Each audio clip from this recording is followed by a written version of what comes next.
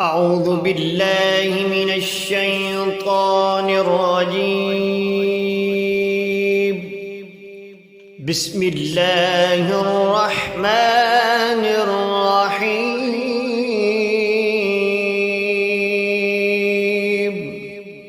الحمد لله الذي أنزل على عبده الكتاب ولم يجعل له عوجا قيما لينذر بأسا شديدا من لدنه ويبشر المؤمنين الذين يعملون الصالحات أن لهم أجرا حسنا ماكثين فيه أبدا وينذر الذين قالوا اتخذ الله ولدا ما لهم به من علم ولا لآبائهم كبرت كلمة تخرج من أفواههم إن يقولون إلا كذبا فلعلك باخع نفسك على آثارهم إن لم يؤمنوا بهذا الحديث أسفا إنا جعلنا ما على الأرض زينة لها لنبلوهم أيهم أحسن عملا وإنا لجاعلون ما عليها سعيدا جرزا أم حسبت أن أصحاب الكهف والرقيم كانوا من آياتنا عجبا إذ أوى الفتية إلى الكهف فقالوا ربنا آتنا من لدنك رحمة وهيئ لنا من أمرنا رشدا فضربنا على آذانهم في الكهف سنين عددا ثم بعثناهم لنعلم أي الحزبين أحصى لما لبثوا أمدا نحن نقص عليك نبأهم بالحق إنهم فتية آمنوا بربهم وزدناهم هدى وربطنا على قلوبهم إذ قاموا فقالوا ربنا رب السماوات والأرض لن ندعو من دونه إلها لقد قلنا إذا شططا هؤلاء قوم اتخذوا من دونه آلهة لولا يأتون عليهم بسلطان بين فمن أظلم ممن افترى على الله كذبا وإذ اعتزلتموهم وما يعبدون إلا الله فأووا إلى الكهف ينشر لكم ربكم من رحمته ويهيئ لكم من أمركم مرفقا وترى الشمس إذا طلعت تزاور عن كهفهم ذات اليمين وإذا غربت تقرضهم ذات الشمال وهم في فجوة منه ذلك من آيات الله من يهد الله فهو المهتد ومن يضلل فلن تجد له وليا مرشدا وتحسبهم أيقاظا وهم رقود ونقلبهم ذات اليمين وذات الشمال وكلبهم باسط ذراعيه بالوصيد لو اطلعت عليهم لوليت منهم فرارا ولملئت منهم رعبا وكذلك بعثناهم ليتساءلوا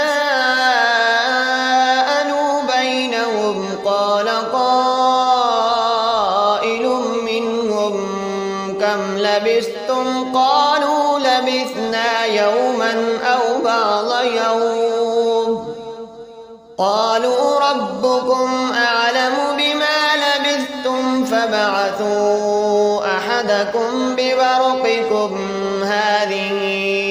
إلى المدينة فلينظر أيها أزكى طعاما فليأتكم برزق منه وليتلطف ولا يشعرن بكم أحدا إنهم إن يظهروا عليكم يرجموكم أو يعيدوكم في ملتهم ولن تفلحوا إذا أبدا وكذلك أعثرنا عليهم ليعلموا أن وعد الله حق وأن الساعة لا ريب فيها إذ يتنازعون بينهم أمرهم فقالوا ابنوا عليهم بنيانا ربهم أعلم بهم قال الذين غلبوا على أمرهم لنتخذن عليهم مسجدا سيقولون ثلاثة رابعهم كلبهم ويقولون خمسة سادسهم كلبهم رجما بالغيب ويقولون سبعة وثامنهم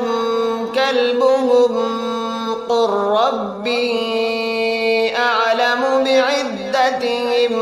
ما يعلمهم إلا قليل فلا تمار فيهم إلا مراء ظاهرا ولا تستفت فيهم منهم أحدا ولا تقولن لشيء إني فاعل ذلك غدا إلا أن يشاء الله واذكر ربك إذا نسيت وقل عسى أن يهديني ربي لأقرب من هذا رشدا ولبثوا في كهفهم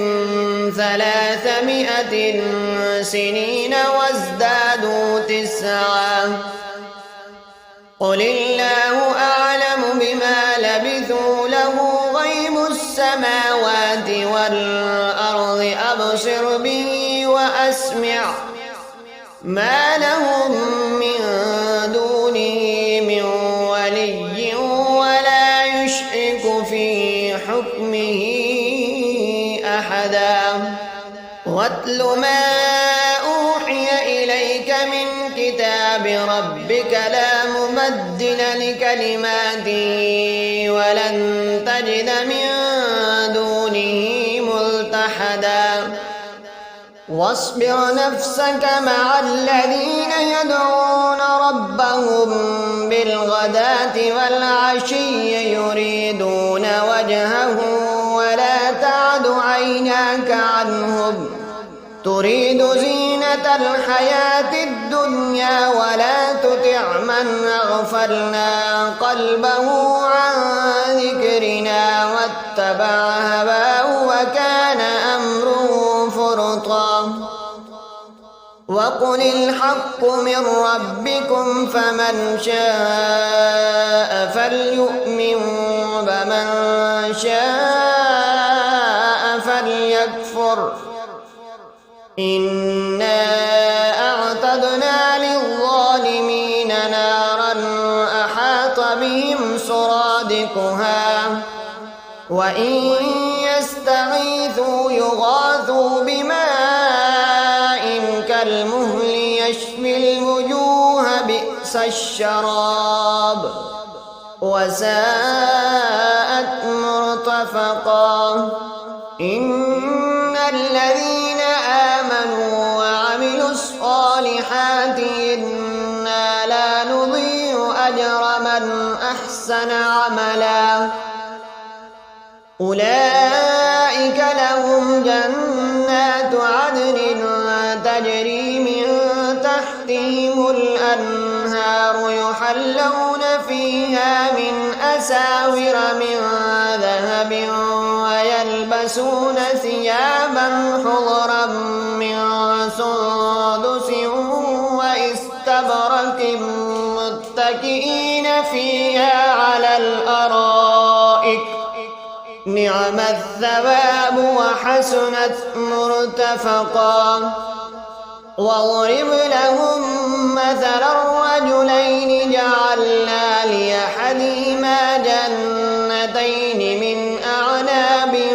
وحففناهما بنخل وجعلنا بينهما زرعا كلتا الجنتين آتت أكلها ولم تظلم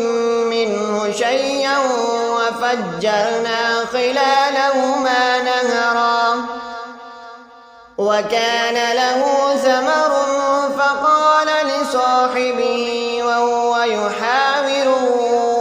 أنا أكثر منك مالا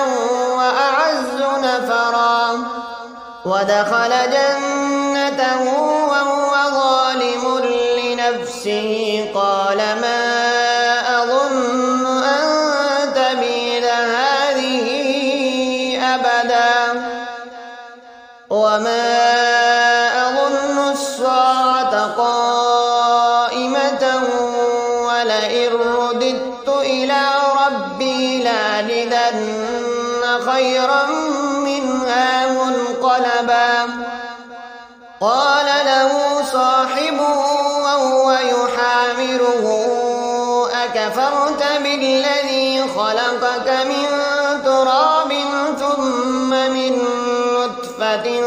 ثم سواك رجلا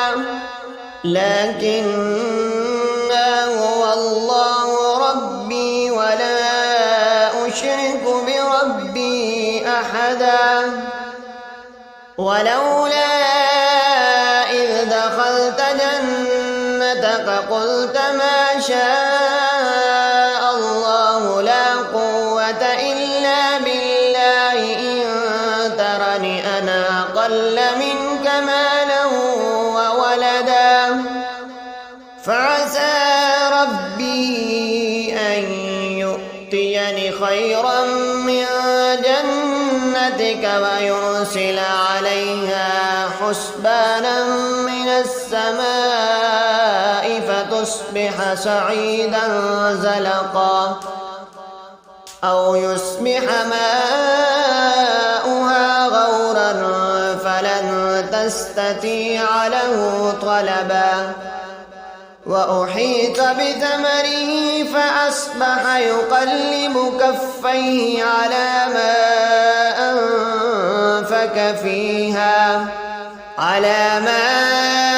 أنفق فيها وهي خاوية على عروشها ويقول يا ليتني لم أشرك بربي أحدا ولم تكن له فئة ينصرونه من دون الله وما كان منتصرا. هنالك الولاية لله الحق هو خير ثوابا وخير عقبا. واضرب لهم مثل الحياة الدنيا كماء أنزلناه من السماء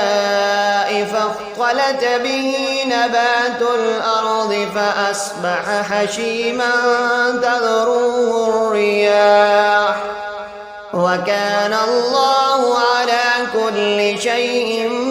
مقتدرا. المال والبنون زينة الحياة الدنيا والباقيات الصالحات خير عند ربك ثوابا وخير أملا. ويوم نسير الجبال وترى الأرض بارزة وحشرناهم فلم نغادر منهم أحدا وعرضوا على ربك صفا لقد جئتمونا كما خلقناكم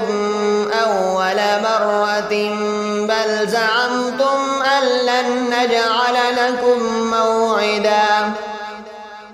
ووضع الكتاب فترى المجرمين مشفقين مما فيه ويقولون يا ويلتنا ما لهذا الكتاب لا يغادر صغيرة ولا كبيرة إلا أحصاها ووجدوا ما عملوا حاضرا ولا يظلم ربك أحدا وإذ قلنا للملائكة اسجدوا لآدم فسجدوا إلا إبليس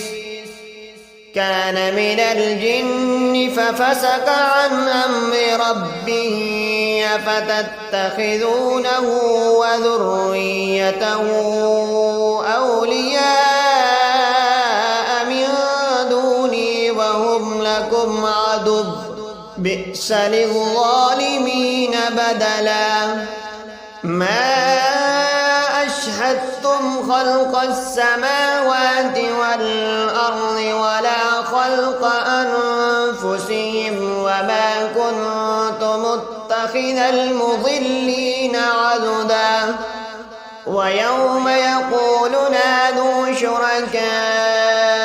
الذين زعمتم فدعوهم فلم يستجيبوا لهم وجعلنا بينهم موبقا ورأى المجرمون النار فظنوا أنهم مواقعوها ولم يجدوا عنها مصرفا ولقد صرفنا في هذا القرآن للناس من كل مثل وكان الإنسان أكثر شيء جدلا وما منع الناس أن يؤمنوا إذ جاءهم الهدى ويستغفروا ربهم إلا أن تأتيهم سنة الأولين أو يأتيهم العذاب قبلا وما نرسل المرسلين إلا مبشرين ومنذرين ويجادل الذين كفروا بالباطل ليدخلوا به الحق واتخذوا آياتي وما أنذروا هزوا ومن أظلم ممن ذكر بآيات ربه فأعرض عنها ونسي ما قدمت يداه إنا جعلنا على قلوبهم أكنة أن يفقهوه وفي آذانهم وقرا وإن تدعهم إلى الهدى فلن يهتدوا إذا أبدا وربك الغفور ذو الرحمة لو يؤاخذهم بما كسبوا لعجل لهم العذاب بل لهم موعد لن يجدوا من دونه موئلا وتلك القرى أهلكناهم لما ظلموا وجعلنا لمهلكهم موعدا وإذ قال موسى لفتاه لا أبرح حتى أبلغ مجمع البحرين أو أمضي حقبا فلما بلغا مجمع بينهما نسيا حوتهما فاتخذ سبيله في البحر سربا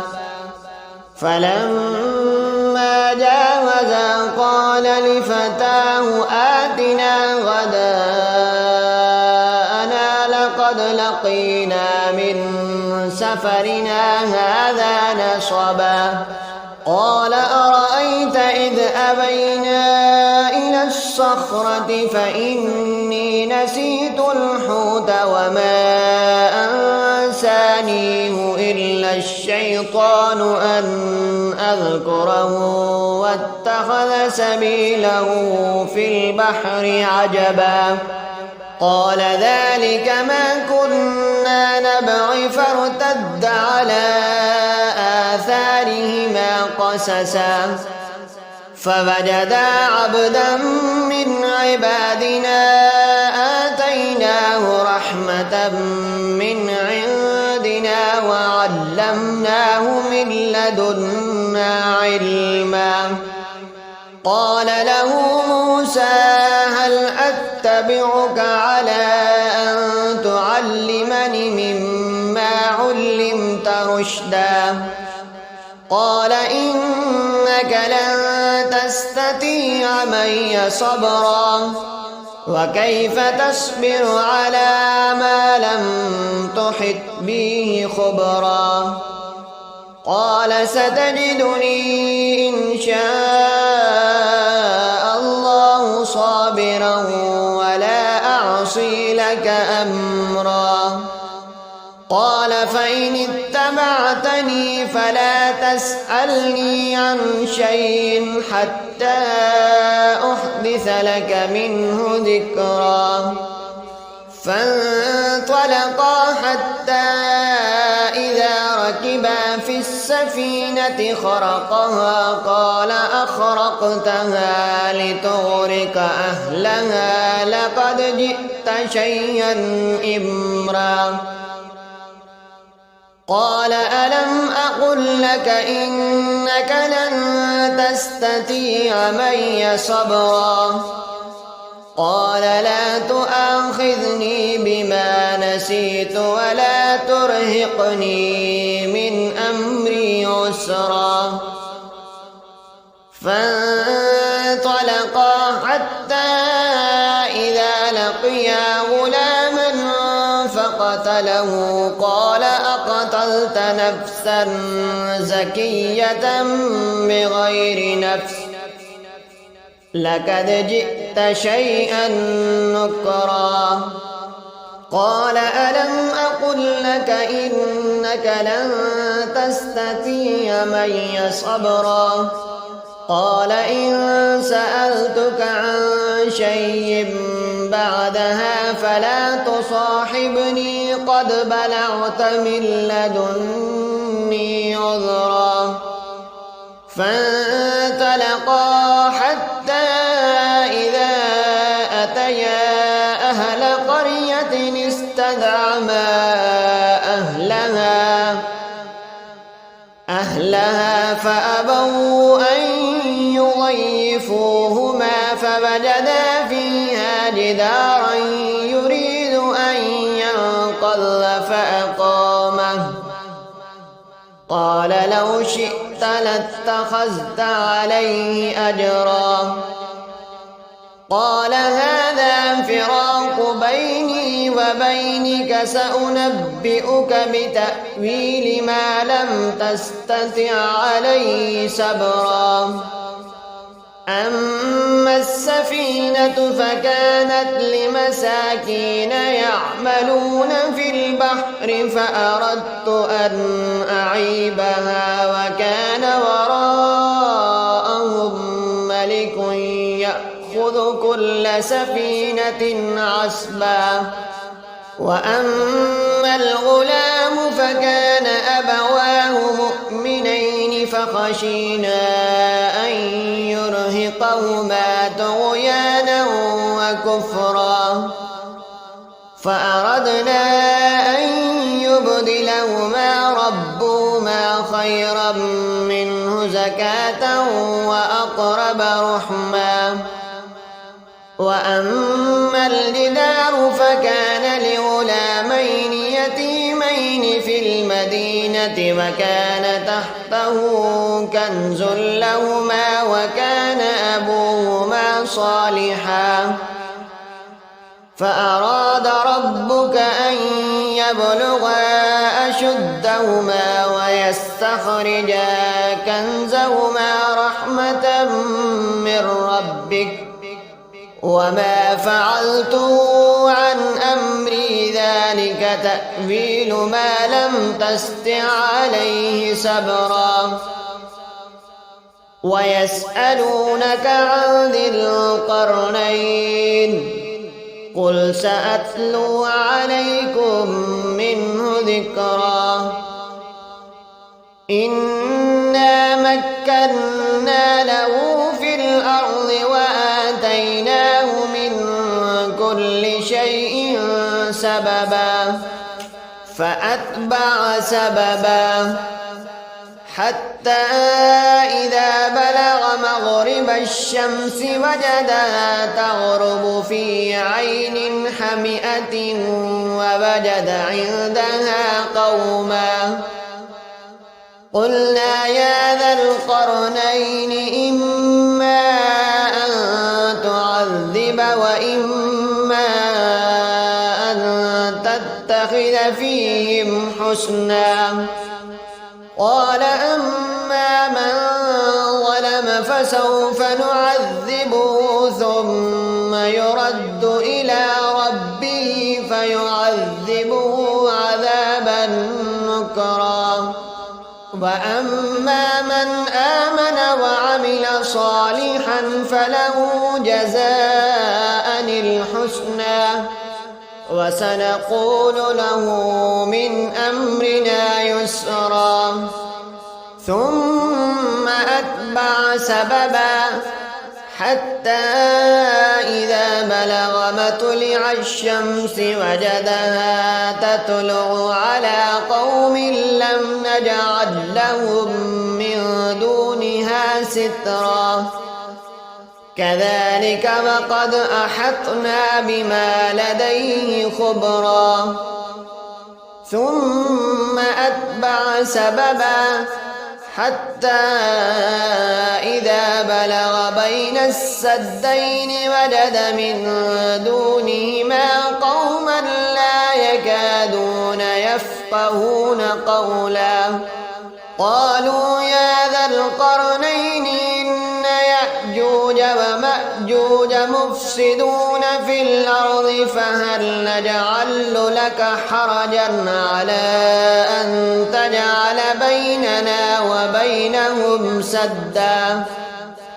قال ما مكني فيه ربي خير فأعينوني بقوة أجعل بينكم وبينهم ردما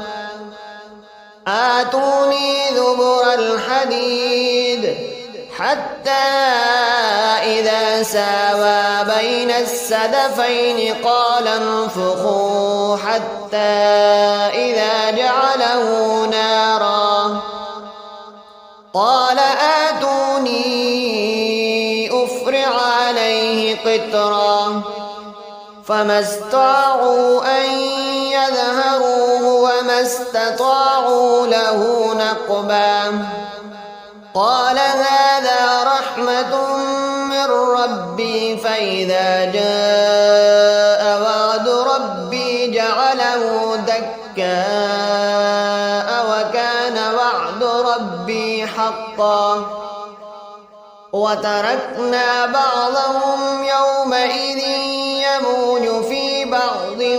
ونفخ في السور فجمعناهم جمعا وعرضنا جهنم يومئذ للكافرين عرضا